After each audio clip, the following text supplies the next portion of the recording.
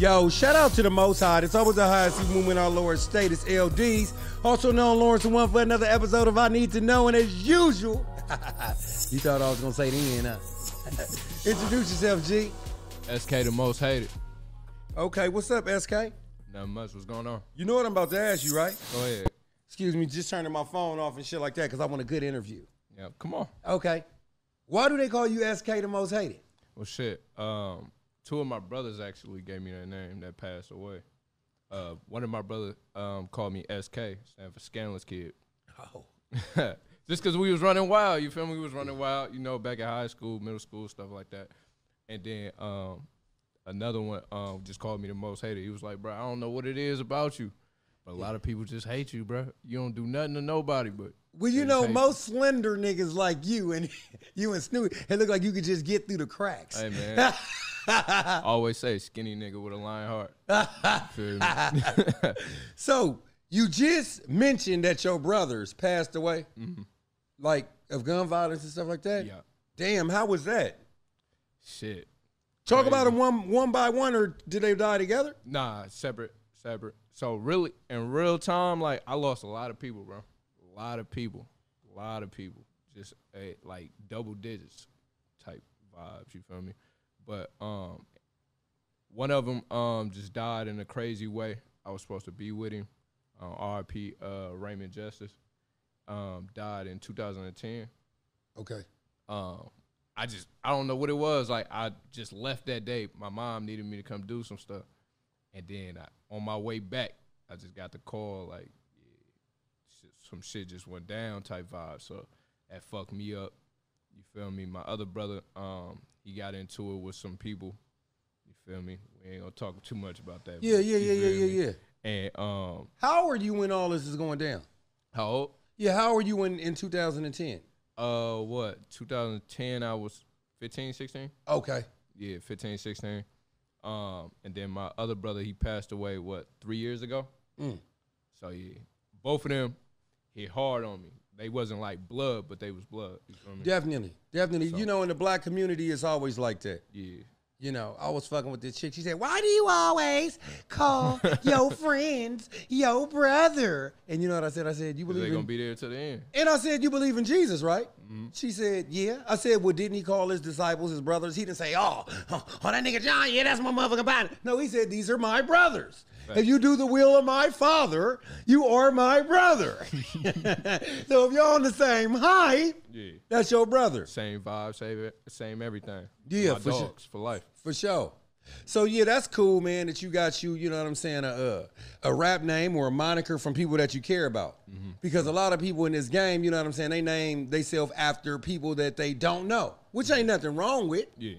You know, like I remember during the time when Rick Ross came out and 50 Cent came out. Remember that when people was asking, how do you feel about Rick Ross and 50 Cent naming themselves after other people? Yeah. I'm about to ask you that. How do you feel about Rick Ross and 50 Cent naming themselves after other people? Honestly, man, whatever floats your boat, man. Yeah. Whatever keep your ship going, man. Like, I wouldn't do it. Yeah. You feel me? Because I feel like I represent myself. Okay. You know what I mean? But if people feel like they connect to somebody else and want to go with that type of vibe and that type of name, go ahead, do it. You know what was so deep-seated in me when that conversation go? Because I think a little bit outside the box. I love them for that. You know why? What's that? Because rap has been around so damn long, and in the 90s, everybody named themselves after Italian gangsters. At least they named themselves after... hype. Yeah. Like, Scarface was already Scarface, but that's a Cuban gangster. Ice Cube was a Don Mega. Master P was the last Don. Nas was Escobar. Tupac was Machiavelli. And the list goes on and on. Everybody was some type of mafioso. You know what I'm saying? And my name was Poker Face. Pokerelli or something. I bit into it. Poker Face? Yeah. Yeah, you know what I'm saying? That was my rap name. That was one of my first rap names and shit like that. But I think that it was dope. And shout out to everybody that I named, because I look up to everybody that I just named. That's why I knew to throw them motherfuckers out there. But 50 Cent and Rick Ross, right? At least they named themselves after black gangsters. We always name ourselves after white gangsters. That's a fact. we always name our kids after white people. I love when a nigga come through the door talking out his name in Shaka. Shit, my shit like that. Was that your first rap name? Nah, I went through a couple of them. I had AYB. AYB, ask your bitch. I had that. You know? What's another one I had? Come to the mic a little bit. Lil Dre. Lil Dre was one of them. Who was Big Dre? Okay, so you got caught up in the little. Yeah, just in the little vibe, you know. Just I was small too. You feel me? My size, I was small, so I was just like Lil Dre. Cause you about 6 feet now, huh? Yep. Oh, so you didn't hit that growth spurt now, huh? You can say that. you can say that. You know, I think just over the years, I kept getting a little taller and stuff like that. You know, this convo is getting kind of good. I got to tell you something about that term Lil, L-I-L. You know, when you put Lil in front of your name, right? That keep a motherfucker young at least 10 extra years. Because Lil Wayne has been Lil Wayne since 1990 motherfucker 7. But don't you feel like he should take it, like, off and just call himself Wayne? No. No? Okay. No. I feel like once you get a certain age, you might as well just take the Lil off. But what if you want to stay young? I think that Lil shit is actually keeping him young. Because didn't Boosie take Lil off? Yeah, but when I think of Boosie, I think in my mind, I know Lil Wayne is older, but in my mind, Boosie came in this game, right? He was never really the young homie. Lil Wayne was the young homie. Yeah, Lil Wayne was like Rajon Rondo or Kobe. Matter of fact, Kobe, because I always compare him to Kobe Bryant. He was a young homie playing with some OGs. For sure. Yeah, I can see the comparison. So he was always the young homie. I mean, shit, he got a song called Stuntin' Like My Daddy, which means that he was always the young homie. Like, that's the baby of the crew. We take care, you know. Yeah, I can see that. I can see why you say they should keep it. Yeah. I can see that. For sure. So talk about your first project. I dropped a tape called The Most Hated. Okay. And that was just, I felt like songs that embodied me a little bit and gave people like a little taste of who I am. One thing about me is I'm a very versatile rapper. Yeah. So I want to do different type of stuff. Yeah. Like it's different parts of humans. I feel like a lot of people only capture one part of themselves. Like if they rap gangster, that's all they rap. Okay. If they rap about love, that's all they rap. Yeah. You feel me? I try to incorporate everything because I'm human. You feel me? Yeah, We all yeah. human. Yeah. We go through different emotions. No matter how many times people want to act gangster every day, Yeah. they go home and they sad. Definitely. You feel me? They go home, they feel in love, or they disappointed in somebody or something. Yeah. It's other parts to life, and I feel like that's what I try to capture. I feel like, you know how Lil Durk call itself the voice? I never knew that. Yeah, Lil Durk call itself the voice, and it's like he the voice of the trenches. I've heard him say that. Matter of fact, thank you. See, Okay, yeah, and I think his album was called The Voice. You feel me? I like to think of myself as the heart of the trenches. You feel me? Okay. Of like not saying like, oh yeah, I'm that person in the trenches, but it's like I'm the person that's gonna give you every feeling in my music about what a person in the trenches is gonna go through. You know what? I can relate to that. You know, because like making music, sometimes you want to make a Dear Mama, right? Sometimes you want to make a Keep Your Head Up. No, Keep Your Head Up and Dear Mama are similar. Ambitions as a Rider, then I Get Around and stuff like that. But I think that that's really, really important for upcoming artists to make different type of songs just to see where their fan base may lay at. Exactly. Because I'm going to tell you like this. The same thing that you may like about your rap music is not what the people might want to buy. Exactly. It's like being at a restaurant. You know what I'm saying? You might know how to sell that fish on Friday that everybody like, but when somebody else get there that they really want from you, it might just be mama's chocolate cake. That's You know, we're gonna have to, they coming in for the cakes. Now we're not gonna say stop selling fish. We just gonna have to up the order on the cake because at the end of the day, this is a business. Exactly. That's a fact. And then that's how you figure out who your core fans is. Exactly. You feel me? A lot of people I don't think have core fans though. break that down because you just lost me. I'm an OG, so my shit kind of move a little slow. Like a lot of new rappers, I don't think they have core fans because I feel like they got people that's just riding the wave right now. Okay. You feel me? And then once they try to switch it up or do anything different, they lost them people. It's nobody that's gonna be like, I like you because the music you make. So, okay, I gotta ask you a question now. Do you think that people really don't have core fans starting up is just because people's attention span is just short? Does the opinion? I said the opinion. Does the I love when people do that shit. Does the attention span have anything to do with the shelf life of your fan base? Yeah, that's why NBA YoungBoy winner. Like crazy. He dropped music damn near every week. Really? Every week. Every week. You know what? Somebody else said NBA YoungBoy is raw. I ain't never really heard a lot of his music. I rock with YoungBoy, but I think he does the same thing I'm talking about of versatility. He's not afraid to show that vulnerability in his music, but then he had to give you that gangster side. He'd do all that. But he built his core fan base up in his I feel like he don't have fans. He got stans. Wait, Ez, did you hear what he just said? He don't got fans, he got what? Stans. What does that mean? People that's gonna stand with him no matter what he do. Oh. No matter what he do. I feel like certain people, fans, they like once you do something, they like, yeah, I'm done with you. But his people is gonna ride for him. Whatever he put out on YouTube, Spotify, all the numbers gonna go up just because of his stance. So if you had to attribute NBA YoungBoy, like who does he remind you of from an older era, or is he just his own entity? That's a great question. That's one I can't even give you an answer to right now. Okay. And this is another question I want to know. Is there a huge difference between Kodak Black and NBA YoungBoy? No. The only difference is Kodak don't put out as much music as NBA YoungBoy. Okay, gotcha. Okay. And his Kodak don't put out a lot of visuals. YoungBoy like feet in the streets crazy. Boom, boom, boom, boom.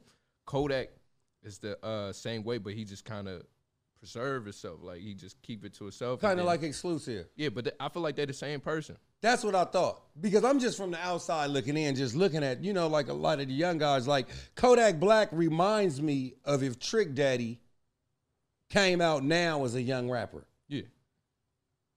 I can see that. I think Kodak just switched up the content a little bit, but the way they act is straight Florida. Yeah. Straight Florida. Yeah. Same. Yeah, so it's the same exact thing. Speaking of places where people are from, where are you from, man? So I'm originally from San Francisco. Okay. What part? Oakdale. Okay. And then I was raised in the 30s in Oakland. East side or west side? East. Okay, for sure. Because I'm from the 30s and, west and north. Yeah, East Oakland. I went to Allendale Elementary and stuff like that, too. Oh, okay. That's down the street from Salisbury. Mm-hmm. You know where that's at? Yep. Yeah, I lived over there for a minute. Okay. So what is your driving force behind your music? I would say just the people around me. Okay. The people around me give me that drive to keep going. The people I lost, you feel me, give me that drive to keep going. And just putting everybody in a better position. I'm one of them, like, selfless people. You feel me? I'm, like, one of those people is, like, I could do good. Like, I'm chilling. I could chill all day, and I still feel like I'm comfortable where I'm at. But when I see my family, I see other people around me, I'm like, I'm doing it for them. Okay. You feel me? I'm on go for them. Yeah. Like, the streets getting crazy. Like, I know I'm good. You feel me? Long as the big man say so. Yeah. You feel me? Upstairs. But I want to make sure they good.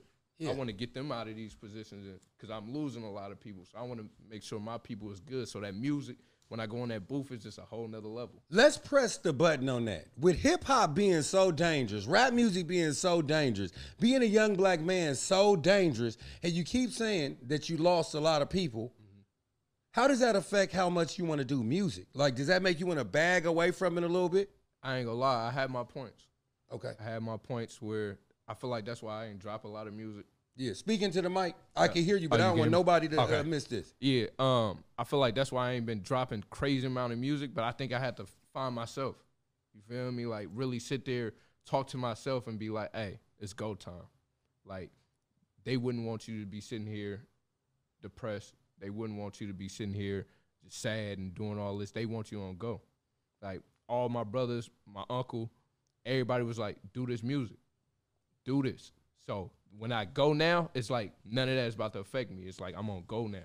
You feel me? So I feel like, yeah, it's just a whole switch just turned on. Okay. Now it's a whole different mode. That's why I'm busy all through the pandemic. Yeah. Ain't no breaks. You know, I get my sleep when I get it. Yeah. You feel me? But it's go mode. That's my drive right now. It's just like heavy on it. Okay. And the rap game, yeah, it's dangerous. Whatever. I think you just got to be smart. You got to move right. You feel me? I think a lot of people just move and don't think. That's right. But my whole thing is always being think before you react. So with this rap shit, back to it being dangerous, is it hard to go like do shows and stuff like that? Because like, you know, the ops might pull up or something like that. Yeah, I think you just got to be comfortable with yourself. Yeah. And have a strong team with you.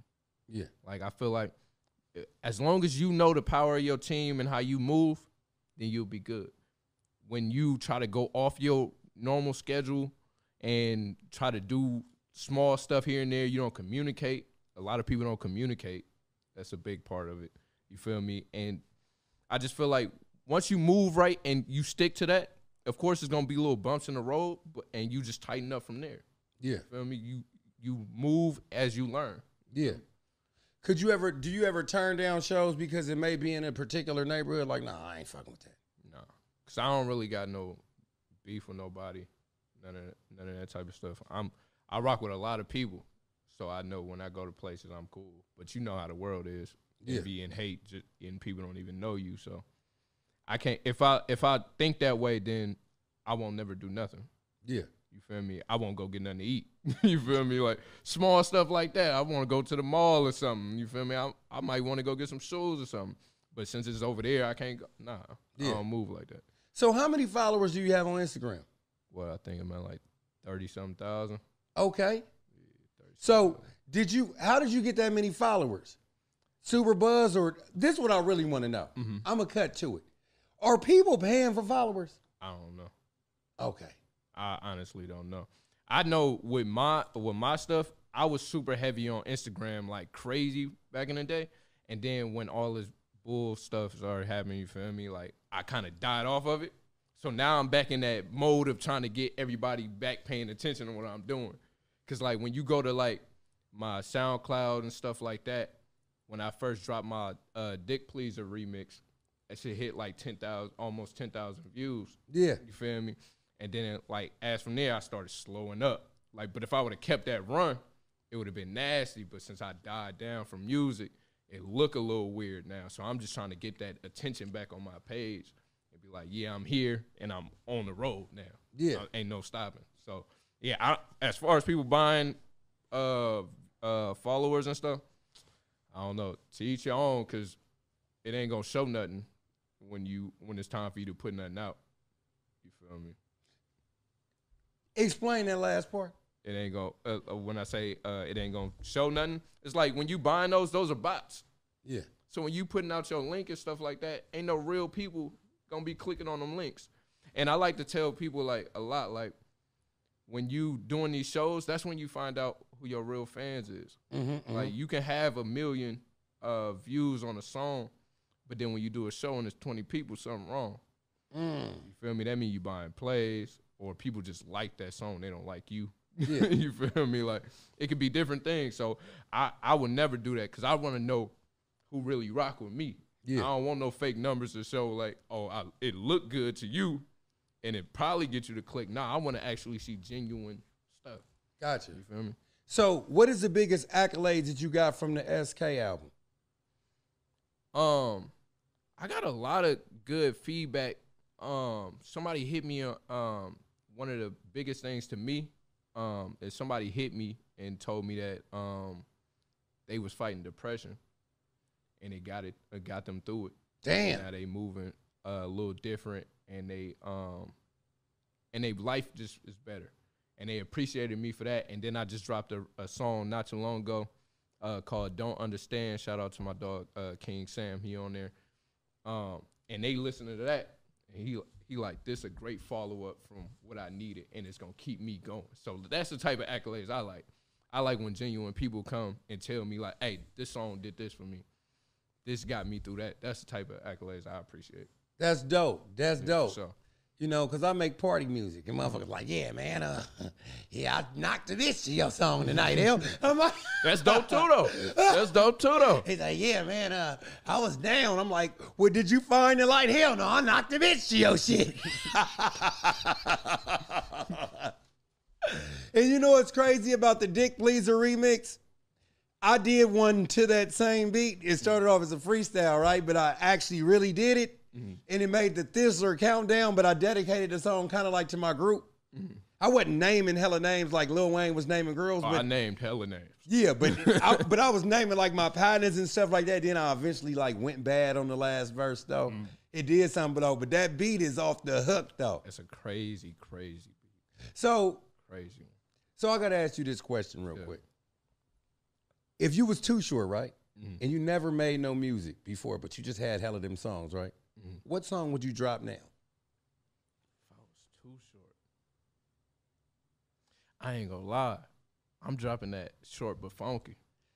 What you know about Short But Funky? Hey, man, hey. See, you hear this young nigga talking about Short But Funky? Hey, look. Let me put you on something. Shout out to Moms and Pops. Okay. My Moms and Pops put me on so much music. You feel me? I like, a lot of people think I don't listen to certain things, but I listen to literally everything. My mom put me on R&B and old school music. I listen to 11-5.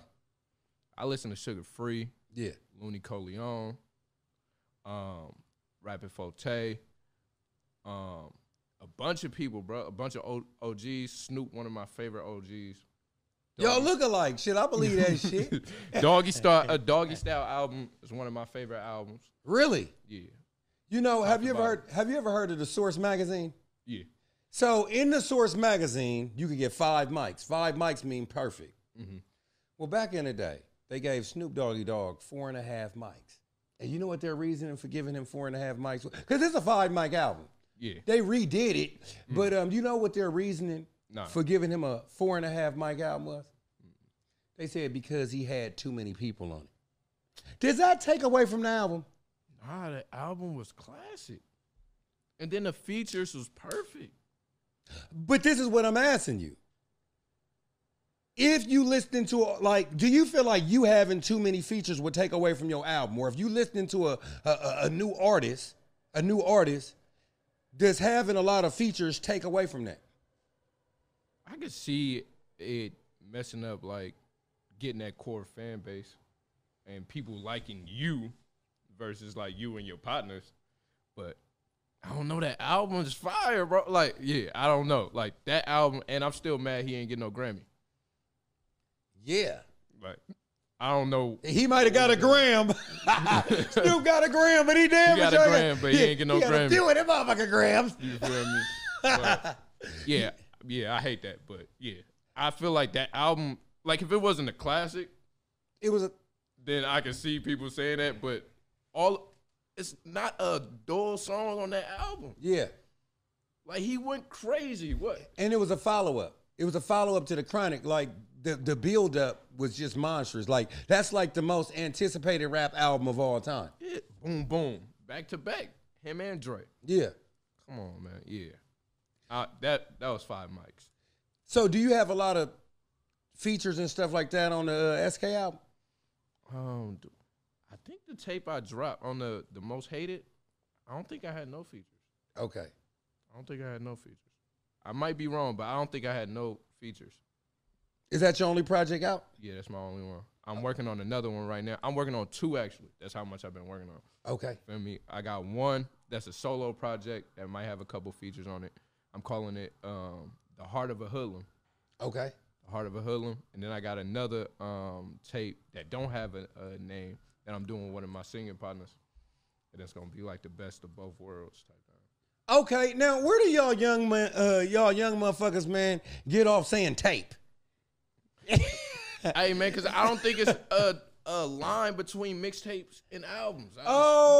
That's what y'all be saying. I'm thinking y'all talking about like when my tape come out, like the cassette. Nah. I mean, but I'm thinking y'all just trying to bring back some old shit. Like, yeah, when my tape come out. Nah. I look at it as like people say they dropping a mixtape and it's an album and all this is the same. What is the difference? Like, does it even matter if the material is like quality?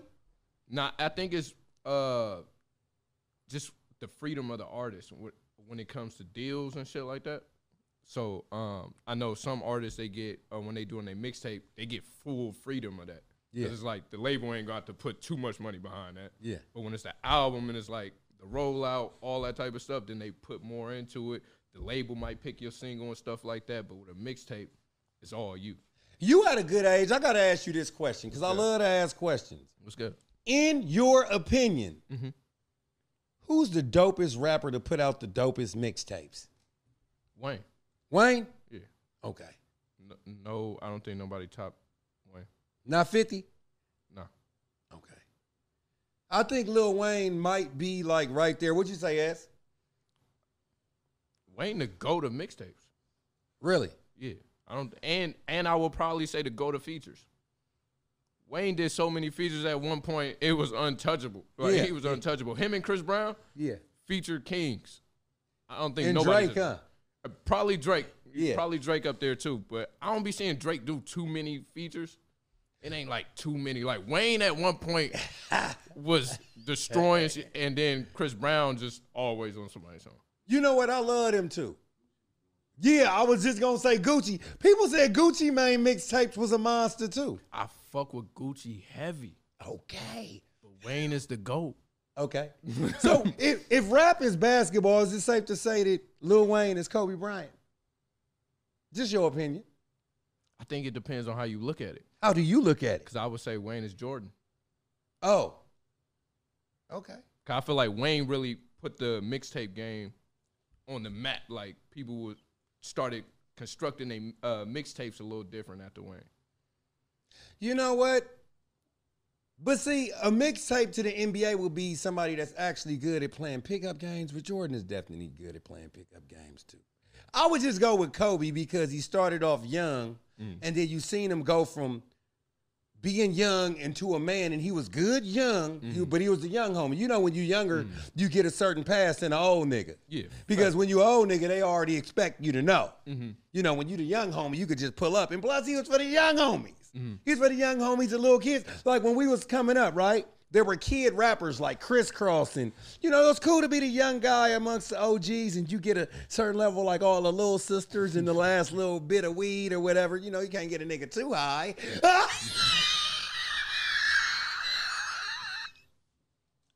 My bad. You know what I'm saying? You can't cuss too much, but shit like that, though. Yeah, for sure. Yeah, I still think Wayne the GOAT. Wayne the GOAT. Yeah. The greatest of all time? The greatest rapper of all time? I wouldn't say greatest rapper of all time. Who you got as the greatest rapper of all time? Pac. Okay. All time. Yeah, Pac. You know what's so crazy about Tupac? I'll say Tupac and the other great rappers are like this. But I think Machiavelli is way better than all them. I can see that. Because I think people sleep on Biggie too, though. No, they don't. People sleep on Biggie. No, they don't. People try to give Jay-Z more credit than Biggie. But I feel like Biggie is that, if they had more time, like Biggie said one of my favorite like bar setups. Okay. You wanna tell me? He said, what did he say? He said, run from the cops, never that. I'm too fat. I fuck around and have an asthma attack, so I bust back. Dope. Fire. But I mean, realistic? Yeah. Everything. I feel like a lot of rappers be lying. That's one thing. But like when you listen to Pac, you listen to Big, and you listen to some of these artists, you like, that's real. Well, you know what? I'm gonna tell you the difference between, I don't compare Pac and Biggie. I Two different lanes. Yeah, I compare Biggie and Snoop though. You do? I would compare Tupac to Nas, and I would compare Biggie to Snoop. And I'm gonna tell you why. If I'm with Tupac, it's a gangster party, which means gangster shit is going on. I can see that. If I'm with Snoop, it's gangster shit, but it's a house party. Biggie Smalls is going to the club. I got a question for you then. Yes, sir. I need to know your top 5 My top 5 what? rappers of all time. I need to know this. Okay, can I put a group in there too, or does it have to be singular artists? I'm gonna say singular. All right, let's go. You ready? Mm-hmm. Tupac, Mm-hmm. Nas, Biggie, Andre 3000. I like that. And a lot of people don't give Andre his credit. Yeah, they do. No. You don't think so? A lot of people put Andre at like top 15, top 20. What want me to tell you? And my last one that I would have to say for 5 is either Scarface or Snoop, but I'm probably gonna lean towards Snoop. Okay. Now, Okay. now this is the thing. Andre 3000 is a rapper's rapper, which means that a lot of people like him, but his core audience or the people that stand by him the most, he has stands and he has fans. But people like the people that like Andre 3000 are the same people that like Nas. Nas are rappers. Tupac is for everybody. Yeah. Biggie Smalls is for everybody. That's where him and Pac meet. But the difference is that Pac is more purposeful. Biggie is more fun. Yeah, Snoop is fun too. Nas is more purposeful. Nas is a rapper's rapper. You know, he's a handsome guy, dressed nice. When the girls show up to go to a Nas concert, they don't really know any songs. They want to see him. They spending money to see him and try to get backstage. I like the way you break stuff down. Well, you know, I mean, I got a Catholic school education mixed with a little bit of county jail. No, I'm just fucking around. Okay. I see where you coming from now with your top 5. Because look, watch this. I have an abstract way of thinking about things.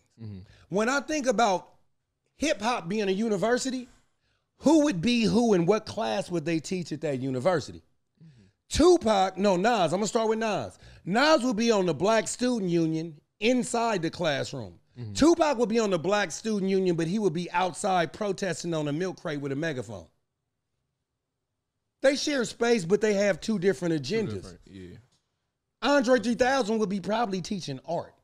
Kanye West would probably be teaching music. DMX would be teaching he probably would just be a student or a dark teacher that you only seen at night.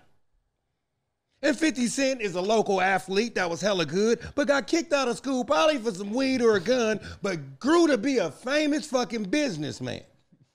And Jay-Z, he was good in sports, but didn't go pro in sports, but he knocked the baddest cheerleader and grew to be rich than a motherfucker.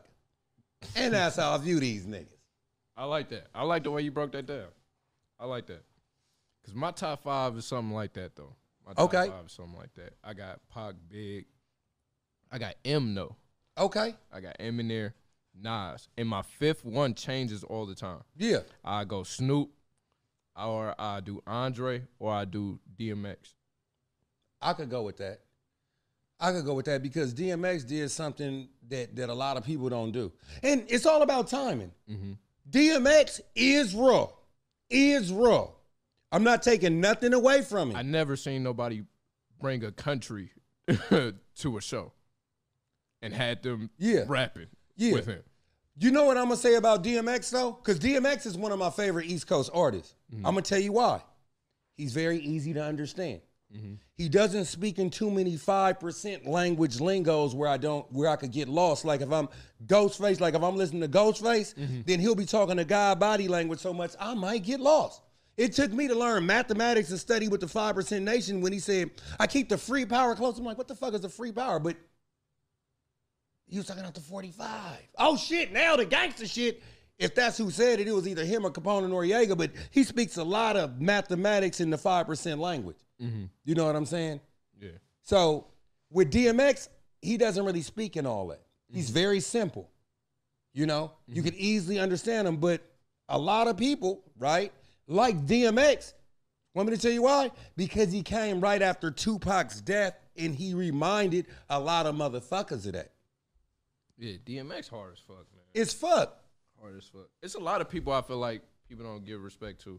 Like a couple people I Who are your 5 most underrated rappers? I got to hear your list real quick. Wale.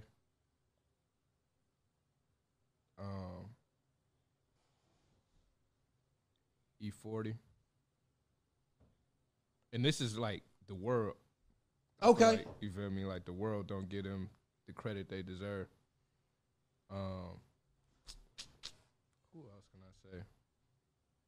It's not too many. Rakim.